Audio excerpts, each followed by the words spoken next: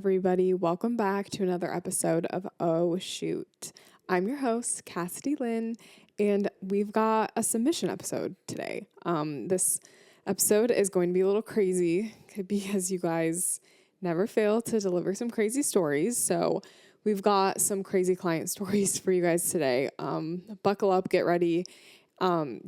It's going to be a fun episode for sure. We just got back from Lake Tahoe a couple days ago, and I realized that I haven't actually recorded an episode in probably a month because I've just been batching things and whatever. Also, if you hear a little bit of vacuuming in the background, please ignore. I just have someone here cleaning my house today. So, I was in Lake Tahoe for a wedding. Me and Charlie went. We were there initially we were supposed to be there for 3 days, and then it turned into 5 because our flight got delayed, which made us basically unable to make our second flight. So we decided instead of being stuck in Dallas for a day, we'd rather be stuck in Lake Tahoe. So we ended up having this whole thing. And I've just decided, because this happened on my way back from Arkansas as well, I decided that I will no longer be traveling through the Dallas airport. I don't care what anyone says. If you're from Dallas, I deeply apologize. The airport has screwed me over one too many times. And usually when I fly out of Dallas, my flight's a little bit delayed, going there, but it's fine. It's not delayed to the point where it messes with my plans. The past 2 flights that I've had, 2 trips, have both connected in Dallas. And on the way home, I've had an issue where my flight got delayed to the point where I was missing my second flight. And then I had to get a hotel an extra day and blah, blah, blah, blah. So yeah, that's basically what happened. We're back though. And guys, I'm so happy to announce, I guess it's not an announcement, but I'm just excited to be home I think I'm home for a month or a month and a half. So I'm really excited about that. I think the next trip I have is in August. So yeah, we're home for July, home for August, and it feels good. I got this urge the other day, I finished working and I got this urge to just rip down all the wallpaper in my house, because my house is it's nice and it's definitely redone, but it was redone very eclectic and very specific to one person's style, which is not my style. So there was just a lot of wallpaper. So I just decided one day, me and my mom, that we were going to rip it all down. And then we haven't touched it since. I haven't repainted. So I'm hoping next week I'm going to take a little break from work and work on literally painting my house, which I think low-key could be kind of fun. So yeah, that's basically all I have. I've been shooting a couple weddings. I just had another wedding. I think it was maybe a week or 2 ago at this point. And I think my next one's in July. I've got a shoot tomorrow. So I'm kind of I don't shoot as many weddings as I used to, but I still have I think I have 6 weddings left for the year and then a couple of shoots here and there. So yeah. Let's get into the story, shall we? I don't really have anything else to say other than I did release drop 2 of Necessity, my clothing brand. So if you want to go check it out, I don't know if there's still going to be all the pieces available still. But if you're hearing this on Monday or Tuesday, go check it out because some stuff might still be available. That is necessity.com. I'll link it in the description of the episode. Okay, let's get into it, shall we? So I had you guys write in submissions for the craziest thing that a client has ever done to you. And, I was trying to think of my stories. I don't think I would be able to tell them on the podcast without anonymously writing them in. So I don't have any of my own stories for you guys today. But we do have some crazy stories from you guys. This first one. A client begged me almost every day for her gallery, and once I finally delivered it, she raved about how much she loved the images, and then her and her friends all blocked me on every social media. Awesome. So I just have questions, honestly. When sometimes the submissions are short, I just have questions. Do we think that they blocked you because maybe they were altering the images or doing things they shouldn't be doing? You know what I mean?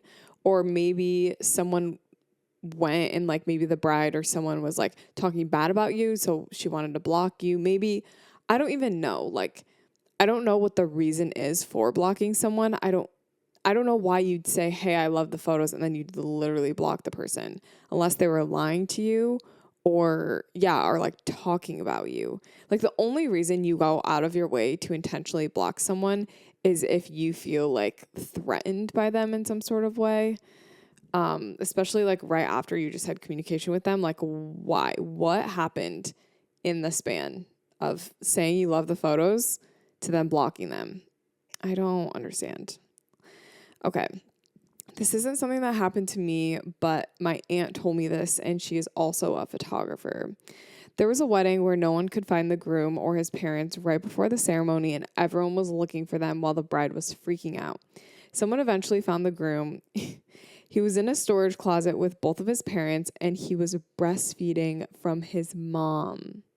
The bride then found out that he never stopped doing it since he was little, and he would do it when he was anxious or nervous.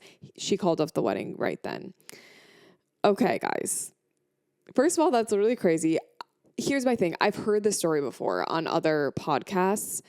So I don't know if this is just one of those stories that like makes its way around and like somehow made its way onto my submissions. It's a crazy submission. Like, it's a crazy story. I just don't know like how true it is, or like even like this person said, like, this didn't happen to me, but like my aunt told me this. Like, we just don't know. So crazy, like disgusting, weird, but also like I just don't know how true that story is.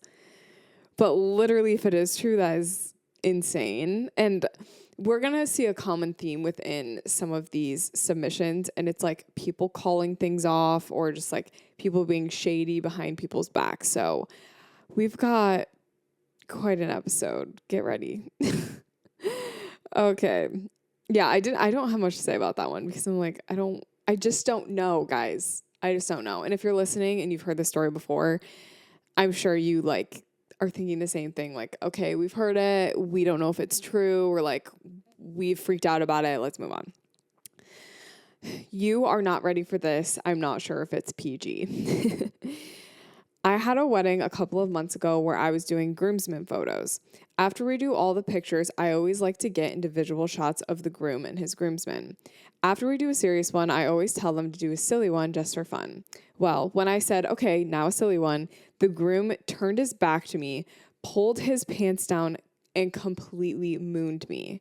I quickly realized that what he was trying to do was show me his underwear that had the bride's face on it. Needless to say, his underwear did not stay up. I was too stunned to take any photos, thank God. I'm not that kind of photographer. The worst part is that later in the day when we were doing pictures with guests, he kept wanting to do more funny photos and continued to pull his pants down and show me his underwear. Thankfully, I did not see his bare rear end again. Why does this feel like weirdly familiar?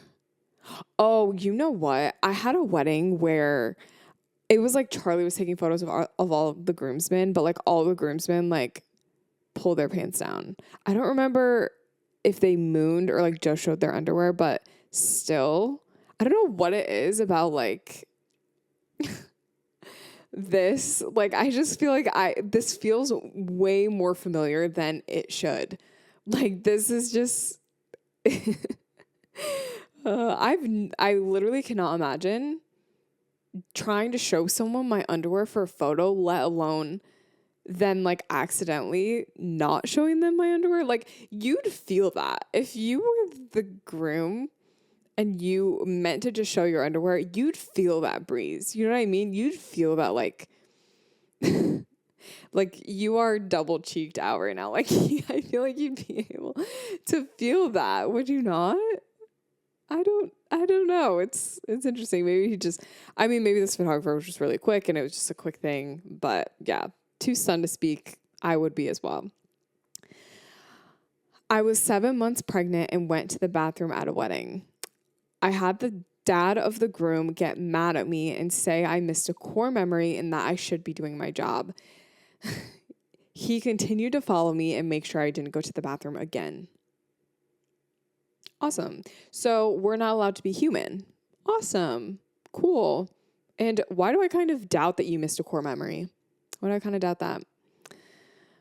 I feel like as photographers, we know when we can use the bathroom. Like, we know when it's a good time. We know when it's a bad time.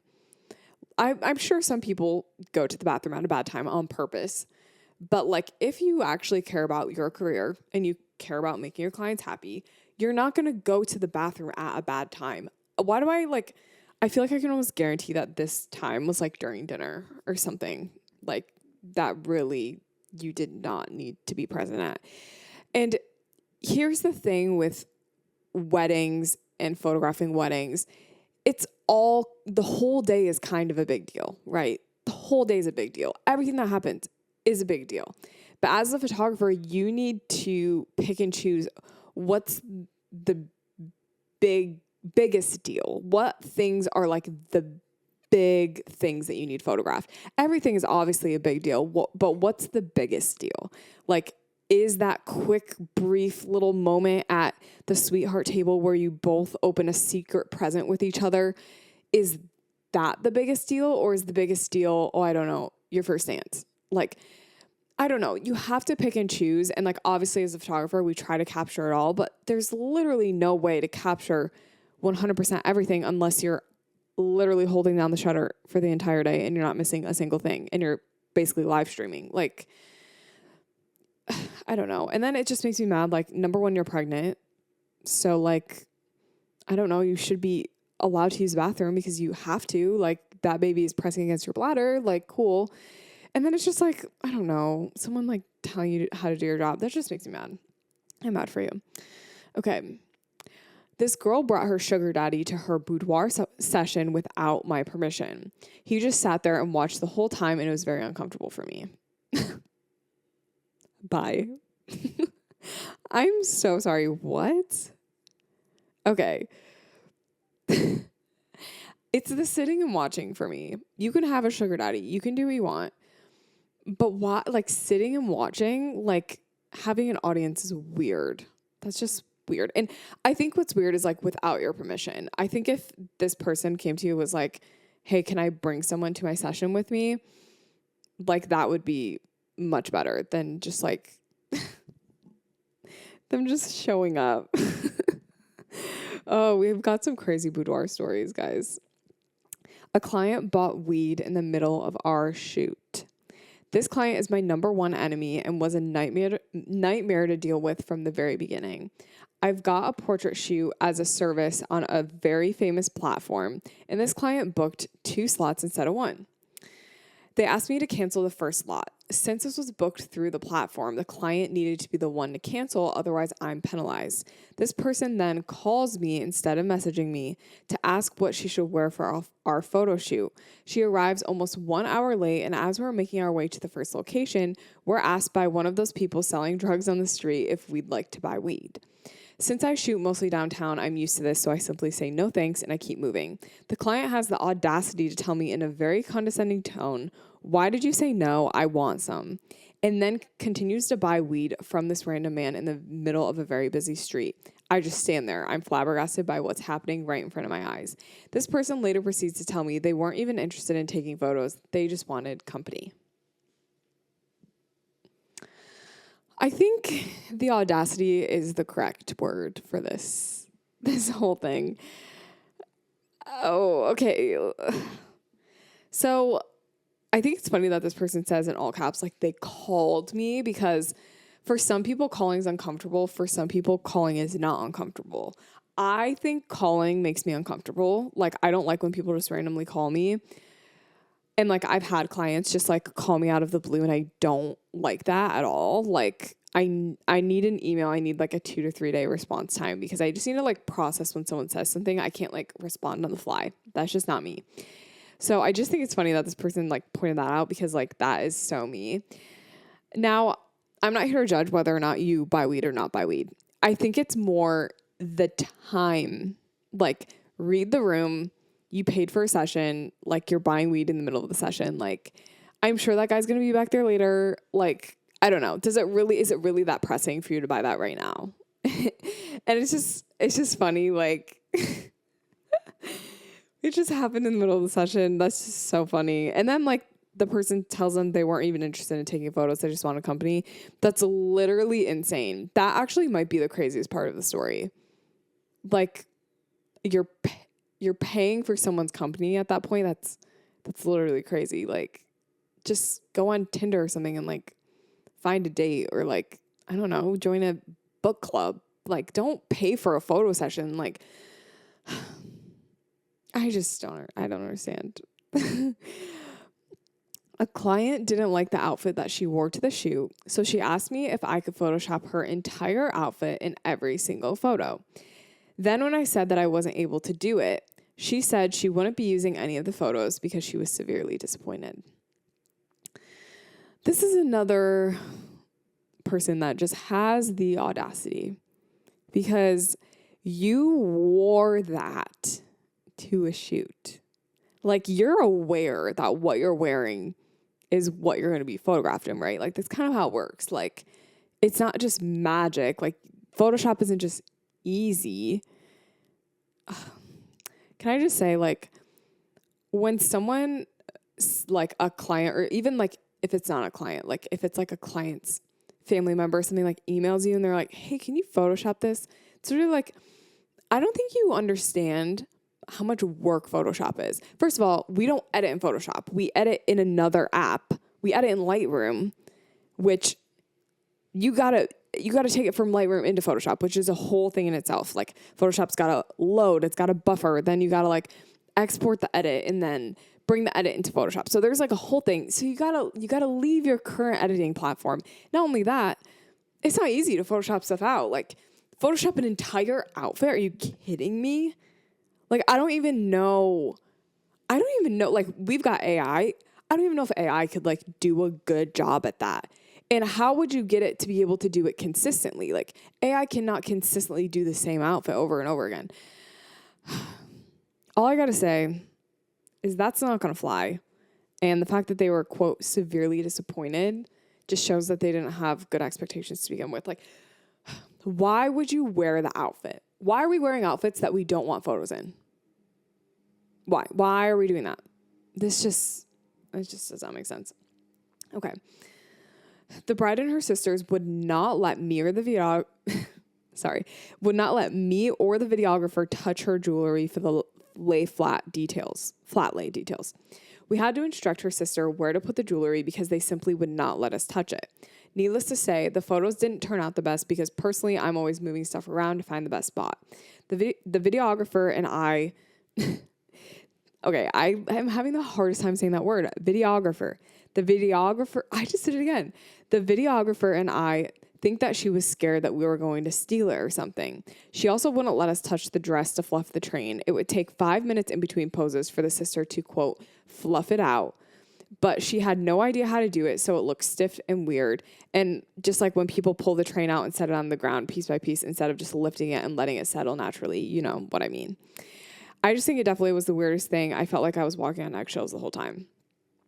Okay, like that to me, why are you hiring someone that you literally don't trust? Like you don't trust your photographer to take your jewelry. Like the jewelry you're photographing most likely is what you're wearing. Like you're gonna notice if it disappears, right? Like if your earrings that you're wearing for the day disappeared after lay flats, you're gonna know who took it. So like just let them deal with it. I've never had someone do this to me.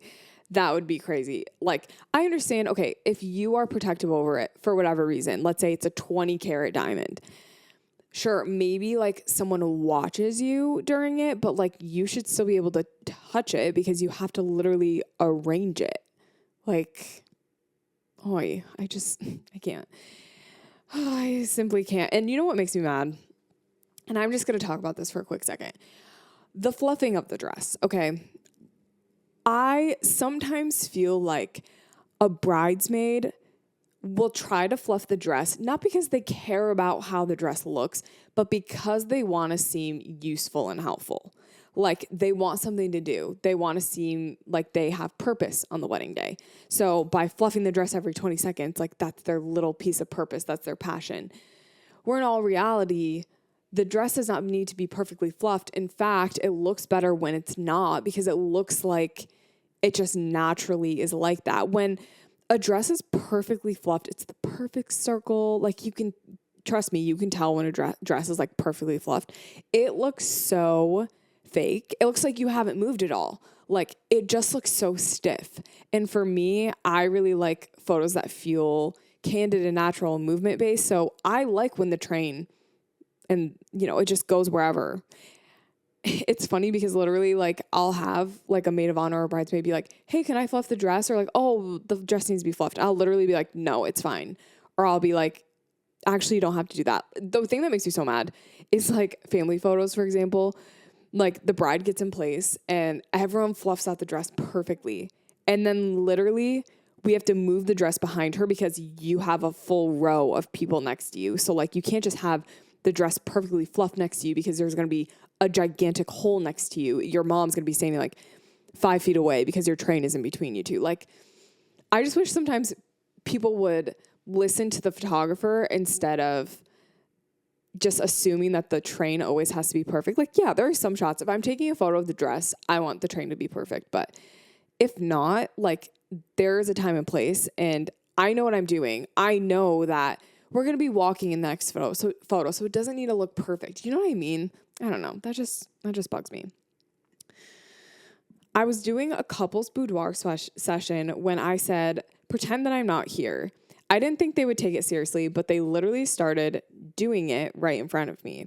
I specifically stated in my contract that the couple is not allowed to engage in those types of behaviors, and they have to initiate and they have to initial next to that line.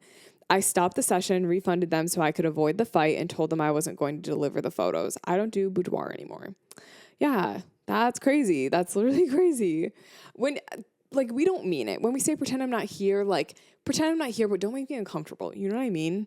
Like, that's literally crazy. Also, I don't really do boudoir, so I'm not super familiar with like that space, but couples boudoir, I think there's a line, and this might be like a hot take or whatever, but I just feel like there's a line between like what is okay and what is not okay. I think, like, for me, just morally, and it feels like couples boudoir has always just felt a little weird to me. So I just think it's just so interesting. It's an interesting space. I'm not familiar with that at all, but like, that is what I fear what happened. Like, that is truly is like my biggest fear if I ever were to get into that space, like someone just taking it too far. And honestly, there were a few submissions that I could not read on this episode because they were like literally so bad, like boudoir related, where it's just like people take things way too far or just like misread a situation. So yeah, we had some crazy boudoir stories. I could not tell all of them because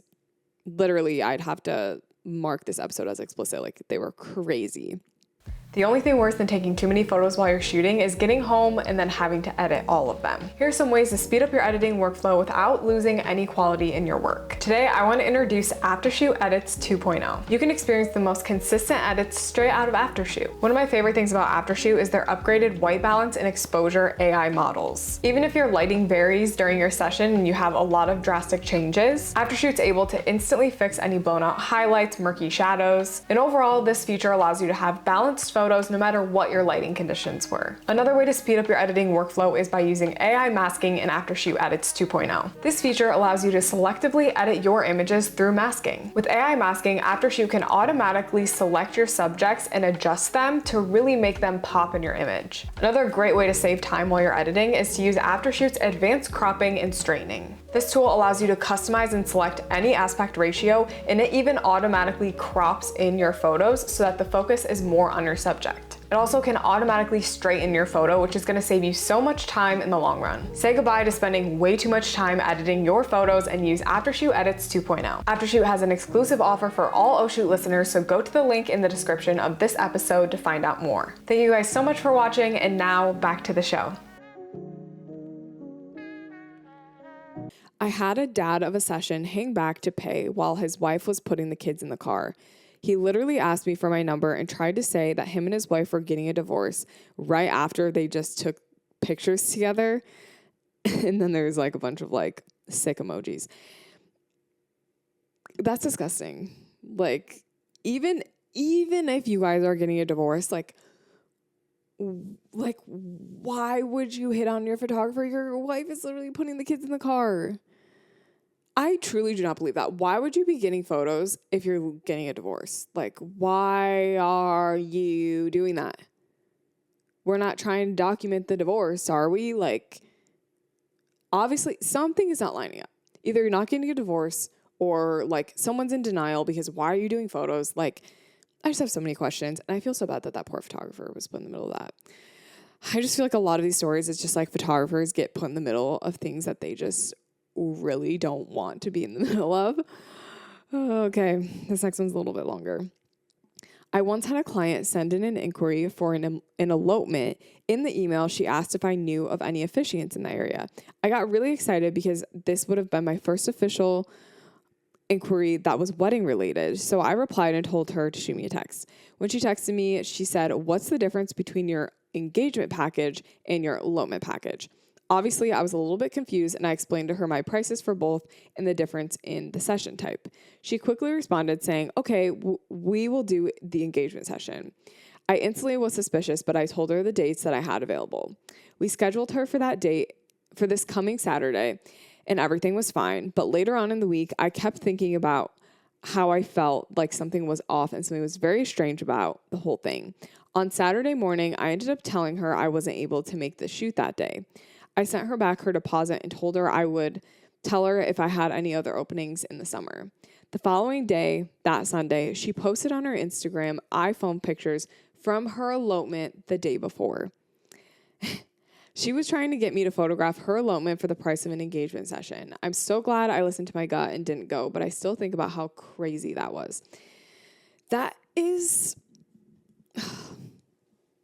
I have had people try to, like, book an elopement package when very clearly you are having, like, a full 300-person wedding. Like, it just baffles me. Like, there is a reason that we charge more for weddings versus engagement sessions. Reason number one, a wedding is way more high stress. There's a lot more in the moment things that need to be captured that, you know, an engagement session, you can redo things. You know, it's like, it's very chill. A wedding, you got one shot. There's a lot more stress. A wedding also takes a lot more time. A wedding also, like, it just takes more emotional, like, more of an emotional toll. That's why we charge more for weddings, because, like, weddings are legitimately harder than an engagement session. It just makes me mad. And I'm glad this person went with their gut because, like, I don't know what you do. Like, if you show up for an engagement and it ends up being an elopement, like, I have no idea what you would do. And if someone did that to me, I would straight up leave, or I'd straight up be like, this is not what you booked. Like, this is not okay with me. So crazy. Okay, this one's also a little bit longer. The longer ones are always the good ones, though, not gonna lie. Sometimes I'm like, let's wrap it up, but this one's crazy. I was meeting a random couple that found me on Instagram in Laguna for their proposal. I live in Arizona and they're in Nashville. She planned the whole thing herself a year in advance, literally planned her proposal. So the plan was that we would meet in Laguna for the proposal, then the next day we would do their engagement photos in Disneyland. This whole thing could be an episode in itself, but the craziest part left me speechless. Part of the agreement was that they would cover the cost of my hotel and I'd have my own room. Come to find out, as I'm leaving for the hotel, they had only bought one room that they and 3 other people from their family had been staying in the whole week prior. She said, "There's a room divider between the bedroom and the pull-out couch that you'll be sleeping on." I wasn't prepared financially to buy my own separate room for the night at that hotel, and there wasn't any others nearby. The room was a literal disaster because they had been staying in it. I didn't even want to take my shoes off or sit anywhere because I'm a germaphobe and it was disgusting. Short story long, I was lied to and ended up staying at a hotel with 2 strangers and it was so uncomfy. Cherry on top, after shooting with them in Disneyland, she proceeded to sit on my bed, the pull-out couch, and go through the photos with me. She repeatedly said no and ew, I don't like that at most of the photos, and I eventually had to say, enough and I need to sleep. I think I was just so shook by what was happening. I lost all my backbone and simply had no words to stand up for myself. Major regrets. I'm considering faking my own death to get out of their wedding next year. Oh my gosh, that is crazy. That's literally crazy. Okay. So, first of all, I want to know, like, how did the engagement photos turn out in Disneyland? I can't tell. Is that a vibe? I don't know. Let me know. Also, let's just get to the root of this. This is why I book my own hotel and plane tickets. Always, always, always. Literally, do not trust anyone. I don't care if they seem like the nicest people in the world. They can screw you over. Some people, people just have different travel preferences. Some people don't mind booking a 24-hour flight with 5 layovers. Some people don't care. If it costs them $50 cheaper, they're going to do it. Some people don't care about hotels. Some people are like, oh, you can sleep on a pullout, right? I can't imagine making someone sleep on a pullout. Like, that is just, it's not cool. Like, treat others how you want to be treated. You know what I mean? Like, let's think about the golden rule for a second here. So, good for you for sticking it out. I don't even know, I don't know what I would do. I think that's just a good learning lesson for you. And now you can just know that you 100% have to book all your own stuff. I think it's hilarious that you still have to shoot their wedding though.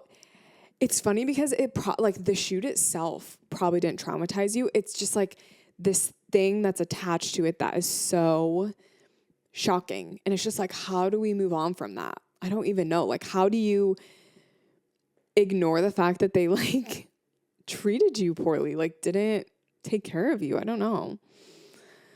Just last week, I set out one Saturday free for the summer to attend my long-term boyfriend's friend's wedding 4 hours away from home.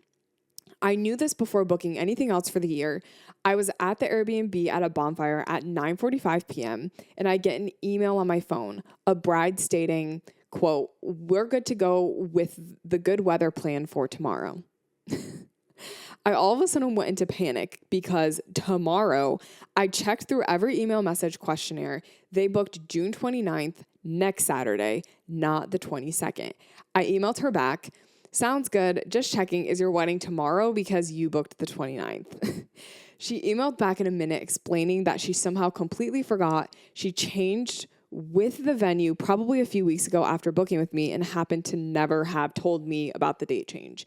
She was so apologetic, and sadly, I had to give up my one day off. Immediately, I started charging my cameras that I had with me, cleared my SD cards, and got up at 5 a.m. to drive 4 hours to get to the wedding on time.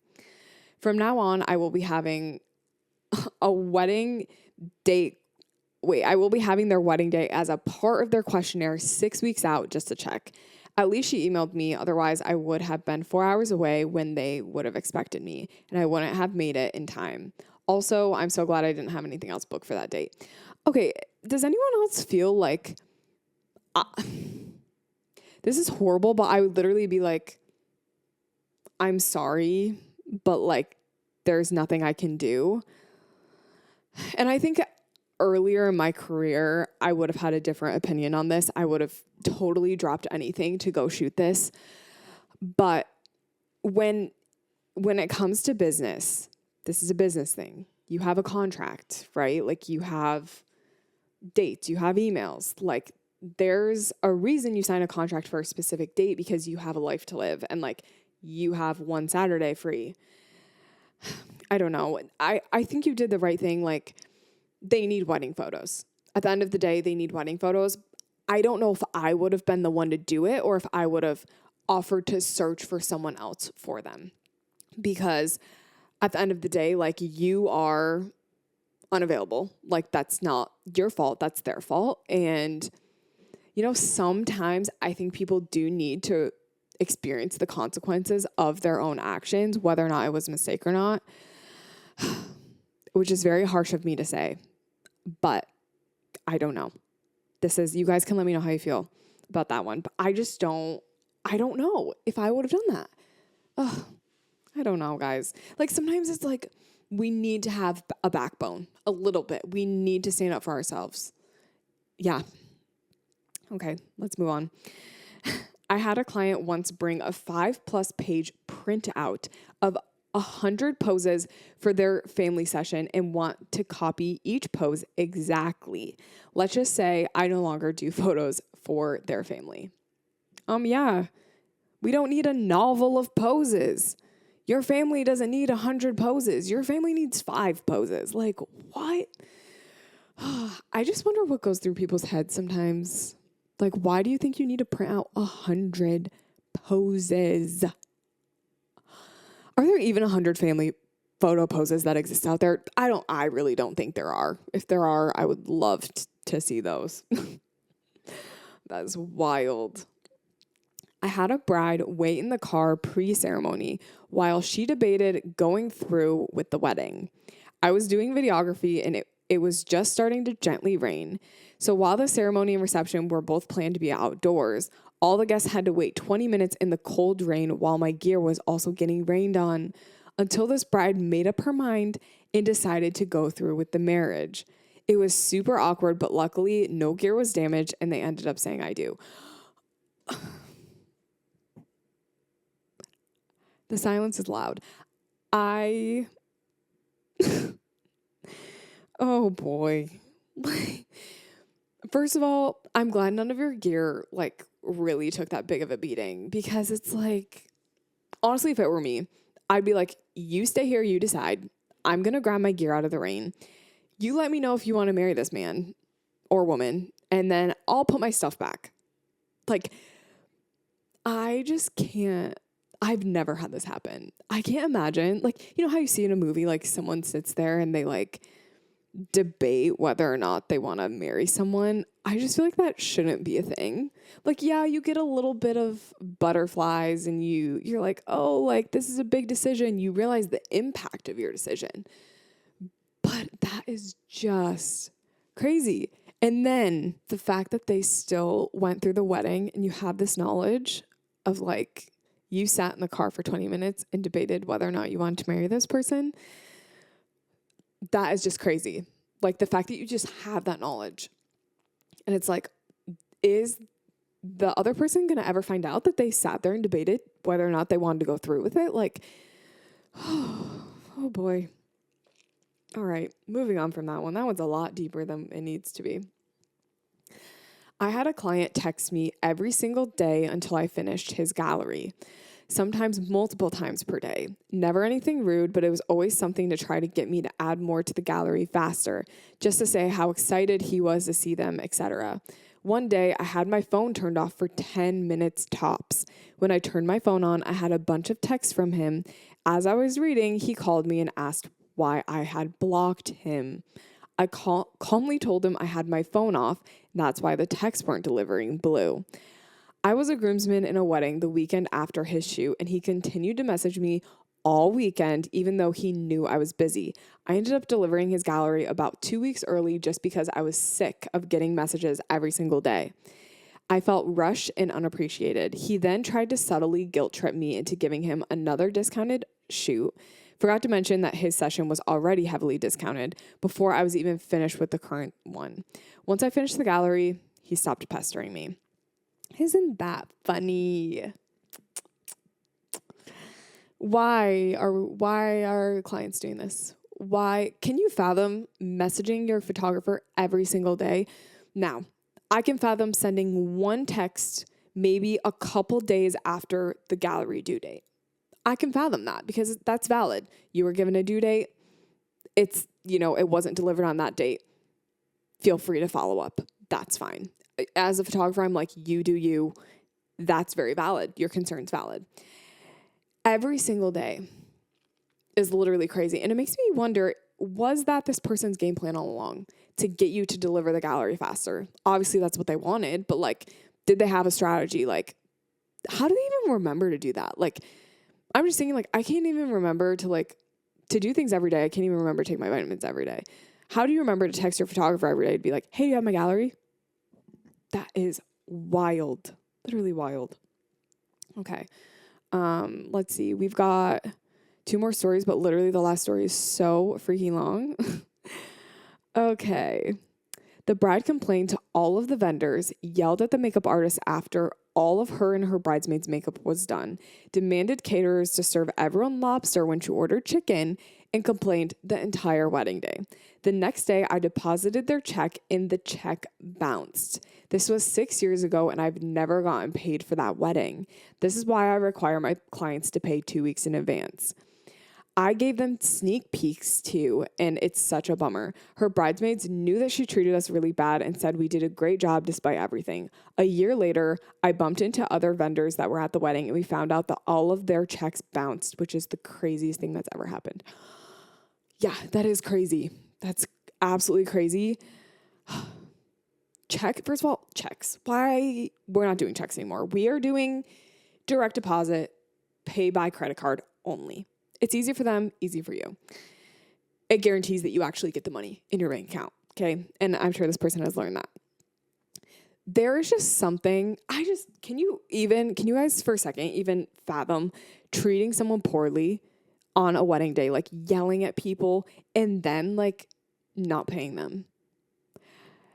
I want to give this person the benefit of the doubt. I want to say, oh, they had the money, they just didn't transfer it in time or something. You know, like, I don't know if you guys ever do that. I like rarely write checks, but when I do, like for like a contract or something, like sometimes, I mean, I don't think a check has ever bounced for me. I'm pretty sure that's illegal, but like when I write a check, I then have to go like transfer the money into that account just to make sure the money's there. Otherwise, like I don't just keep money chilling in my checking account. So, like, maybe this person wrote a bunch of checks and then just didn't transfer the money. That's me being very generous with that assumption. Okay. This last one is long. 2 years ago, my client threatened to harm me and waited outside of my residence until I finally came out. I had already photographed for my client and her brand, and it was going really well. She was delighted with the shoots, so she continued working with me. With her new collection that came in, she asked me to shoot for her again, this time with her daughters. It was no problem for me. They were 18 and 15 at the time. And since the mother was the one requesting the shoot, I assumed it was all right. I was just starting out, and I had a basic contract stating that she and I could publish every photo, and I retained full rights over the images. We shot some surfing content as her brand was a sporty bikini wear type of brand. She and her daughters absolutely loved the photos. She thanked me many times. I published a photo of her 15-year-old daughter surfing in the water in collaboration with her on Instagram. With her consent, and the photo went viral on Instagram. It got over 200,000 views. She continued calling me, thanking me, expressing her happiness about the success of that photo.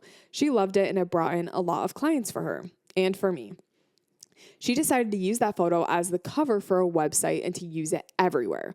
I was so thrilled for her. Weeks later, when I was prepping to release my print shop, I wanted to include it due to the success of that photo and asked my client if it was all right with her, even though I had full rights and authorization. She stormed out, called me, screamed at me, insulted me in some ways I can't even write about because it was so disgusting. She threatened me.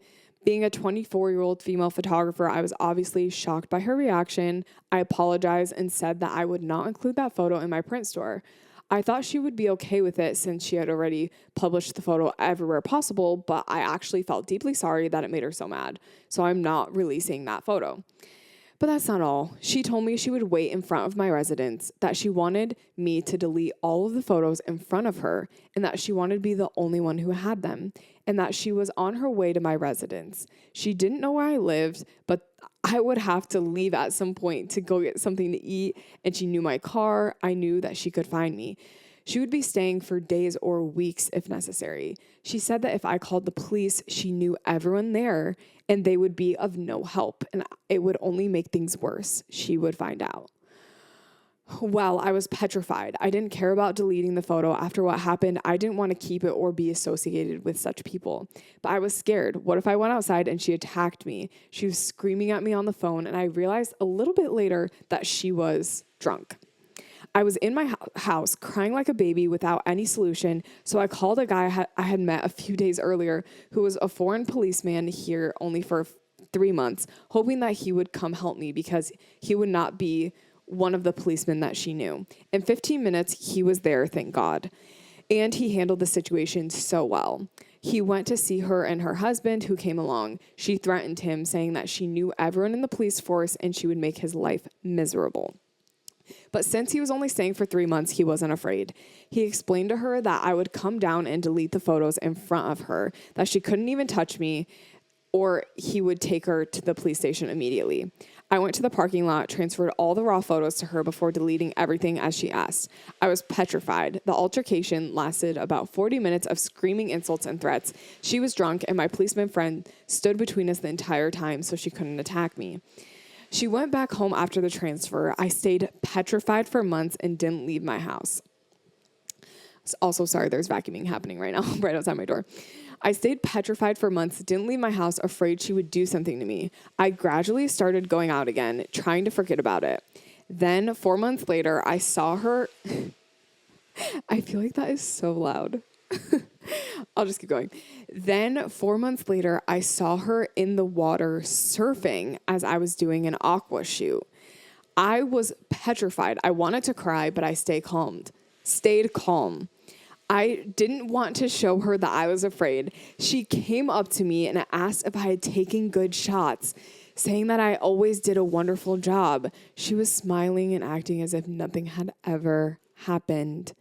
I was relieved that she didn't come to threaten me, but I was also shocked. Was she so drunk that she forgot what happened?